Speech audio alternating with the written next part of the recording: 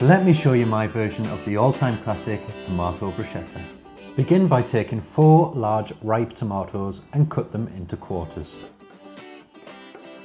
Then remove the seeds by using a knife or spoon to scoop them out. Keep the flesh of the tomato and cut it into small dice. I can feel it in my veins.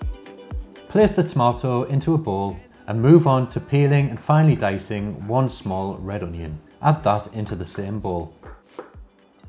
Take 2 cloves of garlic and peel 1 of them, and then grate it finely on a microplane. With the other clove of garlic, simply cut it in half and set it to one side. Add the grated garlic into the bowl with 80 milliliters of extra virgin olive oil and season to taste with salt and pepper.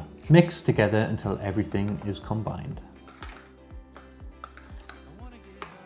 Cut 2 to 4 slices of rustic bread and place a frying or a griddle pan over medium heat. Add the bread into the hot, dry pan and toast it on each side. While the toast is still hot, rub it on one side with the garlic that you cut in half earlier on. You will instantly smell the beautiful aroma of garlic. Pile the fresh tomato mixture on top of the toast and then tear over some fresh basil leaves.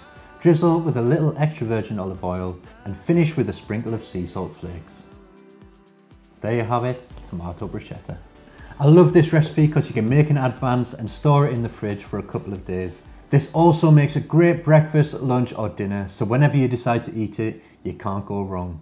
If you've got any questions, leave them in the comments below. Thanks for watching and I'll see you in the next video.